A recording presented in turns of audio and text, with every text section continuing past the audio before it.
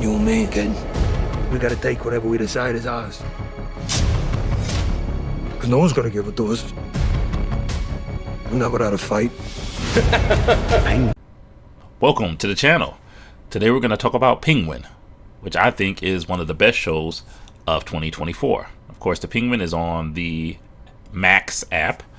So go ahead and download the Max app and watch Penguin. I think you should watch Penguin. It's one of the best shows of 2024, like I said before. And today I'm going to give you 3 reasons why you should watch the Penguin. Now, when I'm talking about the Penguin, I'm not talking about your grandfather's Penguin. I'm not talking about Tim Burton's Penguin. I'm not even talking about the Penguin from that Gotham show. I'm talking about Tony Soprano Penguin. Forget about it. But anyway, this show is a great show. It's about Penguin, of course. Oswald Cobb. They changed his name from Cobblepot. Small change, but it works. This show is continuing off of Matt Reeves' The Batman that was in 2022.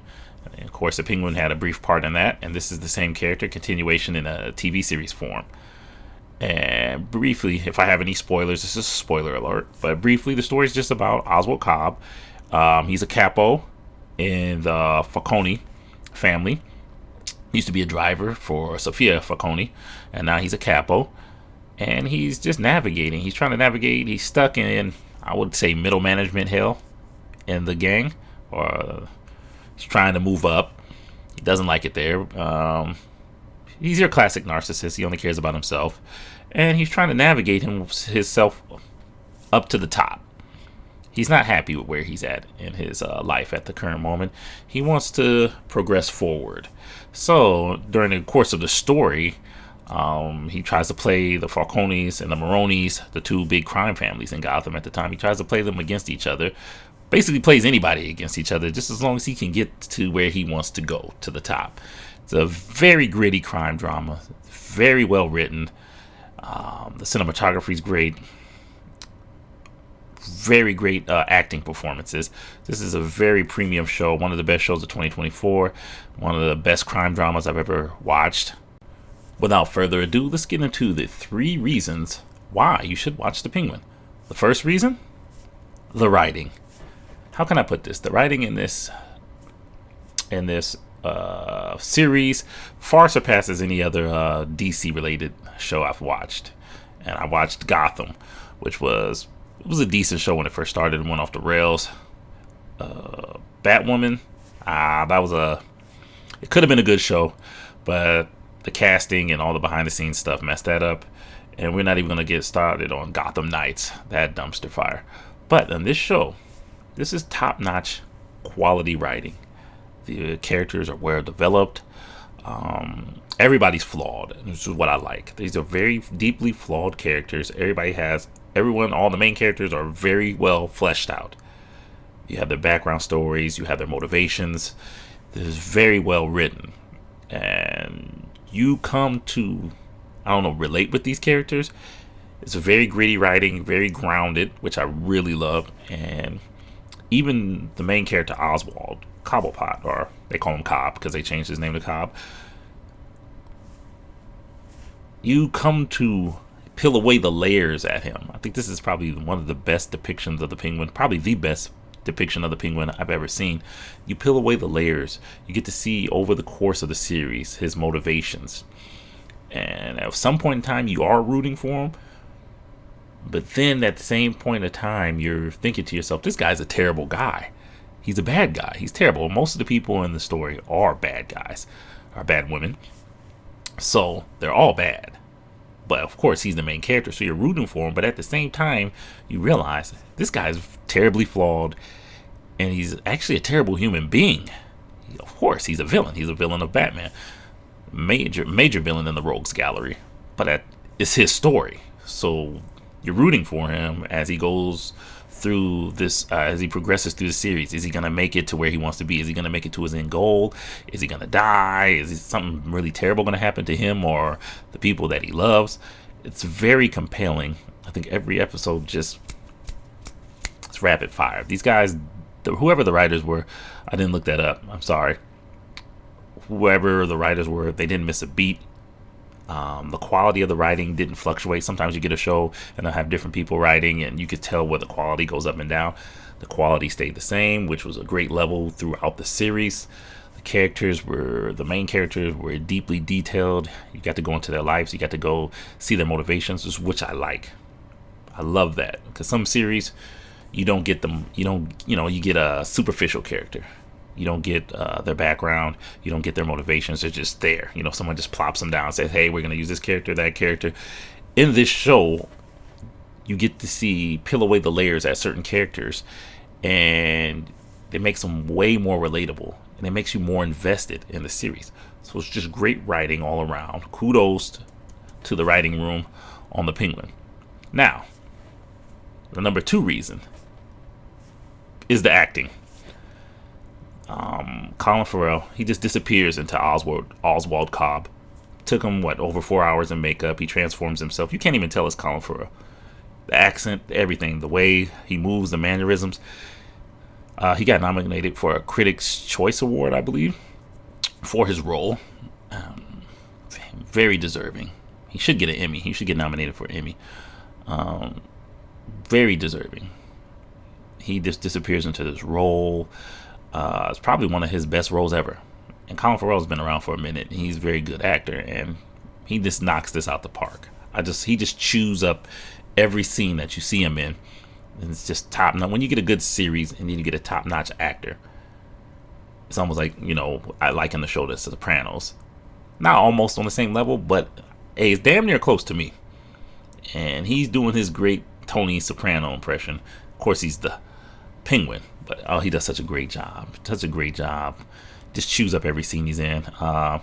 Kristen Melody, I think her name. I'm sorry if I butcher the name. Kristen Melody, who plays Sophia Falcone. She kills every scene that she's in. Great acting job.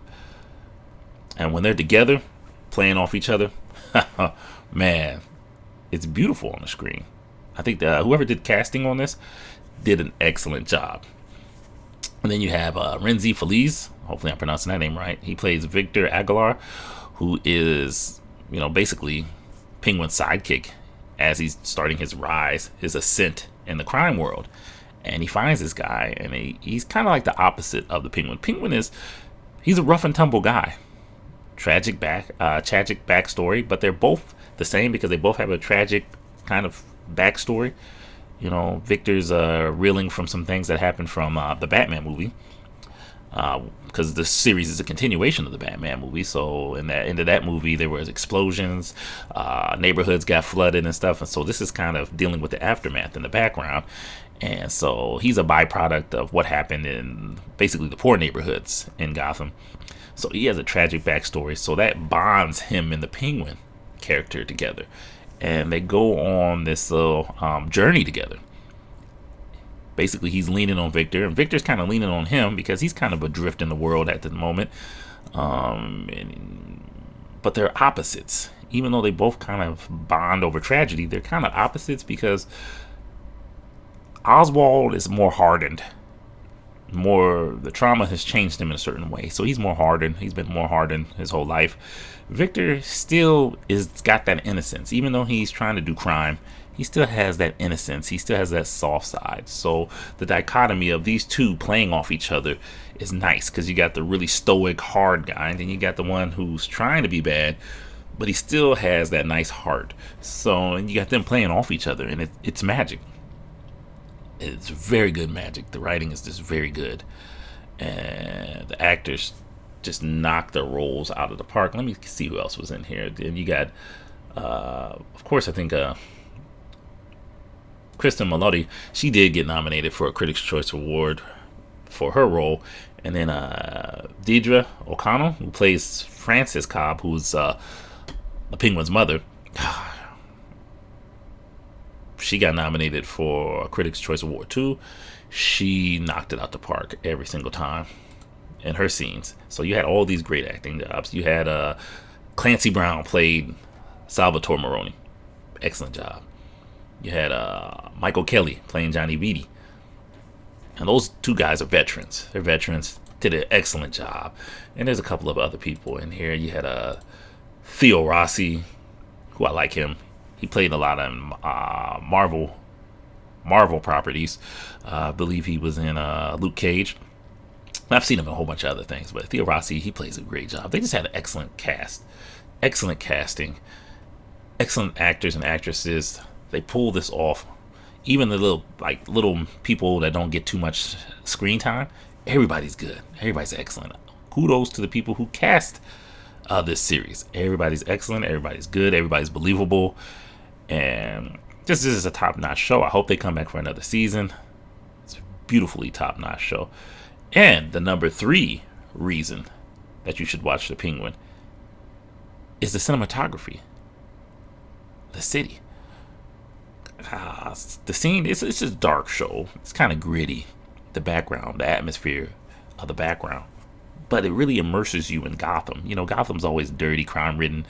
And, and all the Batman properties, they always show Gotham is really, really dark. But this one really gets immersed into Gotham.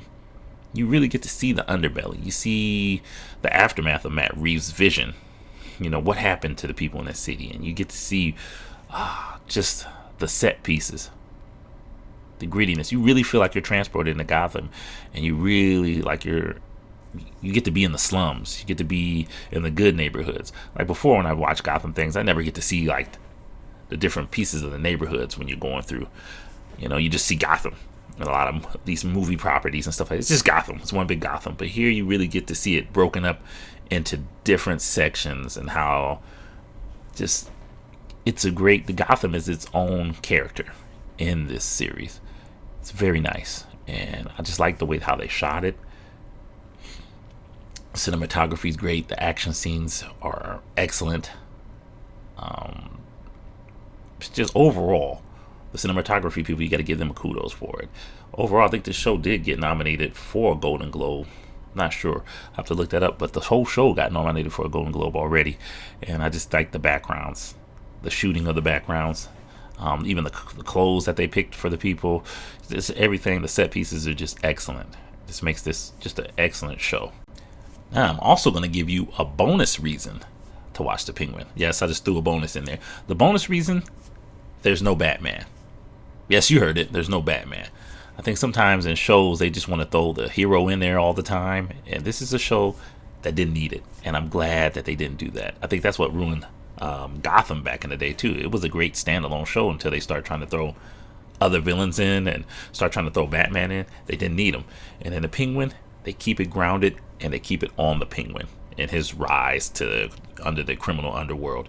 They keep it on the Penguin. There's no Batman jumping in and out. There's no the Bat family jumping in and out. It's just focused on the Penguin. And I think that makes the series more visceral, makes it more real, because I hate when they just throw heroes in when you don't need them. This story didn't need them, and I'm glad they didn't. And I'm glad they didn't throw in any of the other main villains from the Rogues Gallery. They didn't throw like a Joker or somebody else in there. They just kept it on a Penguin, which made the story flow, which made it excellent. I didn't have Batman coming in beating them up or anything like that and taking the focus off the Penguin. So once you keep the series grounded and you keep it on the Penguin and how he deals with the Falcones and the Maronis and the other gangs that are in the city, like the Triads and all these other people, makes it excellent. It gets you to immerse deeply into that world. It gets you to care about the characters, and it's not too over the top. It's very grounded and almost in reality. I know we're talking about comic book characters, but it makes it seem like it's very, very grounded in reality, which makes it a top-notch show. And I think you should, if you don't have the Max app, go ahead and download it. Go ahead, pay whatever fee you have to. You got to see the show. It's one of the best of 2024. Just marvelous. You got to go see it. I'm out.